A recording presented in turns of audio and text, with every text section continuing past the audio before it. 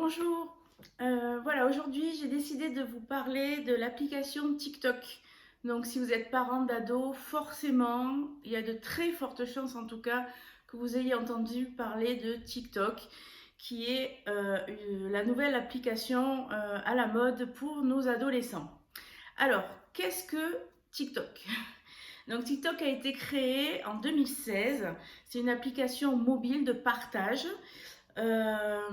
qui a été lancée par ByteDance, qui est une entreprise chinoise.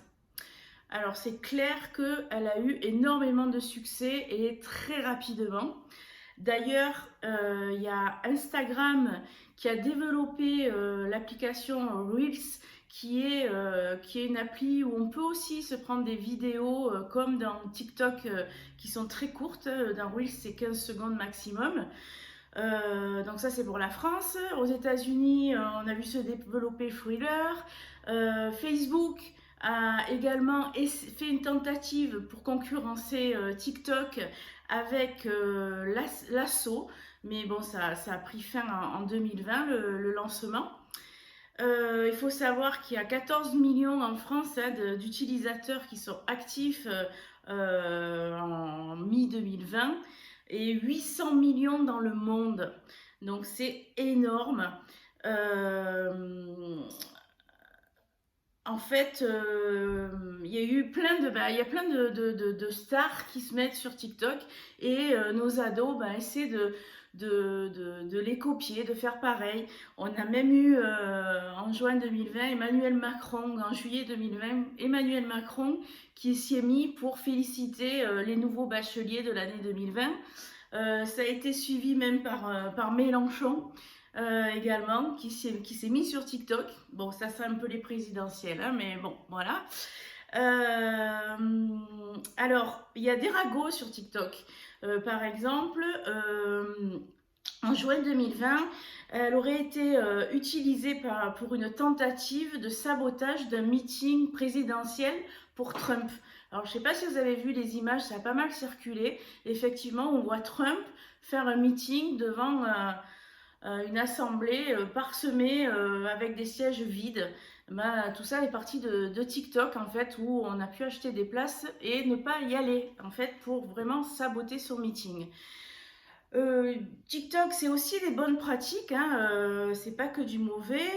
D'ailleurs, en juin 2020, la plateforme a signé un code de bonnes pratiques dans l'Union européenne. En novembre 2020, il signe même un partenariat avec Sony pour avoir la possibilité aux utilisateurs d'utiliser des musiques de milliers d'artistes. Et donc voilà, il y a quand même des bonnes choses qui ont évolué dans le bon sens. Mais nos ados dans tout ça, est-ce que c'est bien qu'ils utilisent TikTok ou pas? Bon, il faut savoir déjà que 78% des utilisateurs de TikTok en France ont entre 11 et 24 ans. Donc 78% entre 11 et 24 ans. Et 62% sont des filles. Donc en fait aujourd'hui, qu'est-ce qui se passe?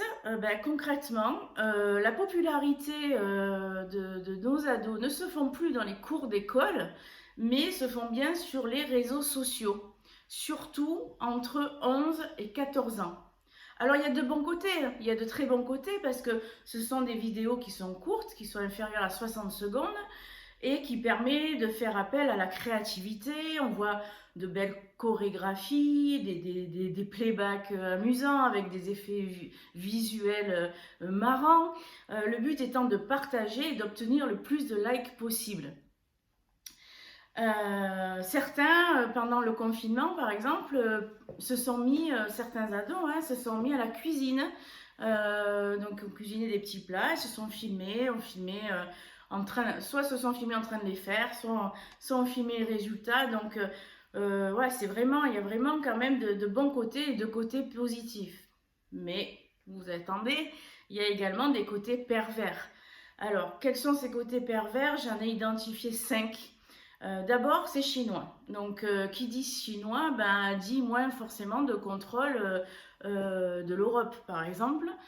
Ensuite, ben, c'est le public, c'est destiné aux ados. Donc, ben, c'est un repère des prédateurs sexuels. En 3, les publications depuis 2016 ont explosé, ce qui en fait engendre une difficulté de tout contrôler et une modération qui devient vraiment très très compliquée. Donc ben, on voit beaucoup de harcèlement, surtout auprès de 11-14 ans. Alors il faut savoir que pourtant c'est interdit au moins de 13 ans, hein, c'est bien écrit dans la charte quand vous rentrez, mais bon les chartes personne ne les lit, hein, mais c'est bien écrit que c'est interdit au moins de 13 ans. Et on voit se développer donc le groom, beaucoup de groom. Alors le groom c'est quoi? C'est une technique d'amadouage pour pervertir les enfants. Donc forcément, alors j'ai envie de dire dès qu'on s'expose, hein, comme tous les réseaux sociaux, mais comme là, il n'y a vraiment que des ados, ben, il y a des professionnels qui viennent s'infiltrer. Le quatrième côté pervers que j'y vois, c'est qu'il y a un narcissisme à outrance. En fait, c'est comme Instagram, où Instagram, on fait de belles photos, il faut être le plus beau possible, avec des filtres magnifiques, et avec une plastique parfaite. Ben, sur TikTok, ben, c'est la même chose, mais en vidéo.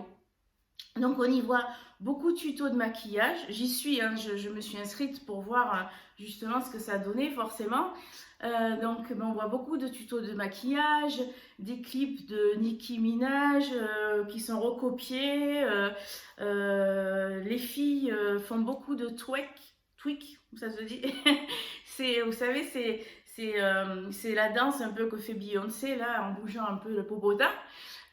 Donc avec ben, en tenue, en brassière, en short très très court.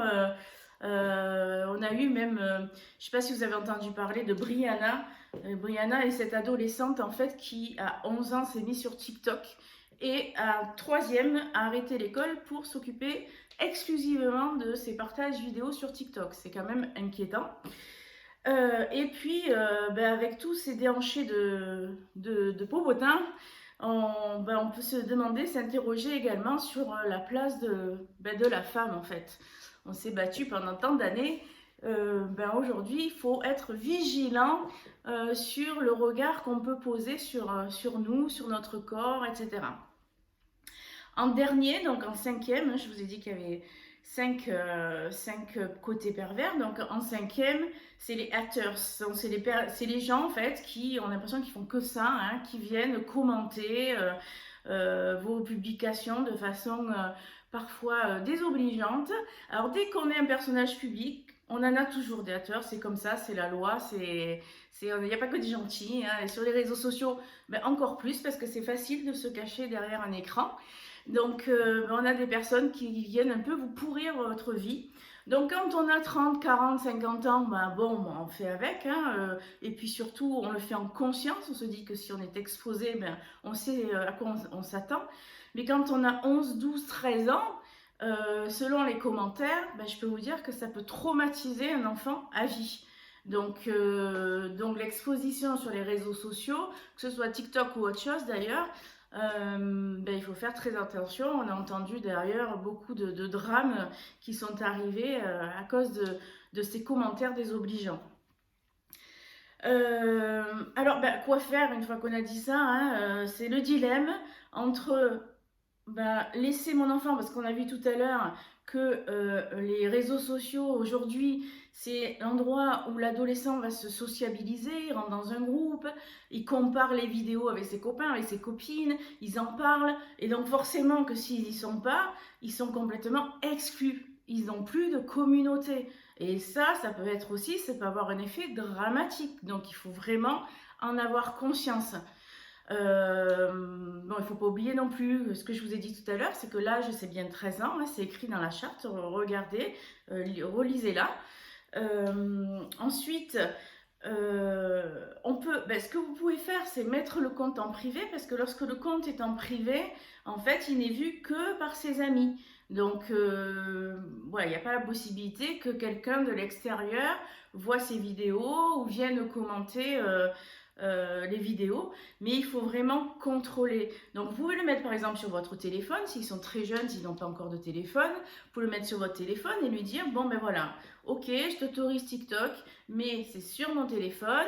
Tu peux faire par exemple 2 publications par semaine, une le mercredi et une le samedi. Comme ça, ben, dans la cour de récréation, eh ben, ils sauront ben, de quoi parler avec les copains. Et voilà, donc en fait, il faut vraiment, je pense qu'il ne faut pas les désociabiliser, mais en même temps, il faut être très, très, très vigilant par rapport à cette application. Et surtout, voilà, il faut arrêter, il faut arrêter les discours, oh oui, mais avant, on n'avait pas besoin de TikTok, on sortait dehors, etc. Bon, c'est terminé, c'est derrière nous. Et je peux vous dire que ça va faire que s'empirer si on voit les choses comme ça. De toute façon, on y va, on y est déjà. Donc on ne va pas reculer. Donc il faut faire avec et de façon intelligente. L'avenir, c'est les réseaux sociaux. En 2019, a été développée une autre application. Donc vous voyez, TikTok 2016, 2019, autre application, bing pour les ados. Parce que ben, il y a des personnes intelligentes, on va dire, qui ont remarqué que ça fonctionnait énormément. Donc qu'est-ce qu'ils ont voulu?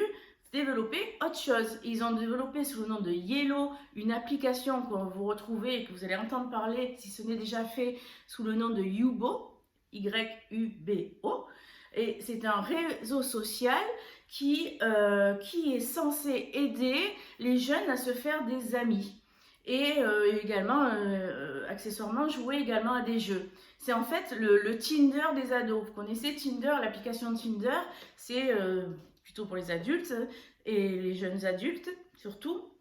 Et c'est pour rencontrer des gens autour de soi. Donc on a des profils comme ça qui passent avec des photos. Et on va, alors je ne sais plus si sur Tinder on dit liker, là sur Tinder je n'y suis pas. Donc on va choisir les gens pour pouvoir les rencontrer ensuite normalement dans la vie réelle. Et bien là, Yubo, c'est la même chose, mais pour les ados. Donc vous vous rendez compte sur qui ils peuvent tomber derrière des profils. Et ça, ça a été développé, c'est sorti l'année dernière, et c'est en train de monter, mais comme une flèche. Donc vous voyez, on recule pas, on avance dans les réseaux sociaux, il faut avancer avec eux. En fait, moi ce que j'en pense personnellement, c'est que il ne faut pas les désociabiliser. Ça c'est super important parce qu'ils peuvent être complètement coupés de leurs amis et le vivre comme une réelle souffrance. Par contre, il faut vraiment cadrer, vraiment très cadrer. Vous mettez les comptes en privé, vous surveillez, vous mettez ça sur votre téléphone, vous autorisez 2 publications par semaine et stop. Et regardez les vidéos qui sont publiées. Regardez si par exemple elle aime danser. Je dis elle parce qu'effectivement c'est souvent des filles qui se mettent en avant en train de danser, ce qui est génial hein, au demeurant de danser. Mais regardez la façon dont elle le fait, les gestes qu'elle fait. Parce qu'elle copie, on peut copier par exemple Beyoncé en train de danser, vous voyez, donc fait par une pré-ado de 11 ans, ça peut être un peu choquant. Et en regardant ce qu'elle fait, alors ça ne veut pas dire critiquer, hein, bien évidemment, mais ça veut dire lui expliquer qu'il y a des choses, bon ben voilà, qui ne font peut-être pas, en tout cas à son âge et devant un public, même si c'est que ses amis, mais ça reste quand même un public, hein. Et ça vous permet également d'avoir des conversations, par exemple, sur le rôle de la femme, etc., dans la société, par exemple. Voilà, c'était la vidéo TikTok. J'espère que ça vous a plu. Donc, si c'est le cas, n'hésitez pas à liker, à commenter, dire ce que vous en pensez, où vous en êtes avec vos ados sur le sujet. Et puis, je vous dis à très bientôt et vous souhaite une excellente journée.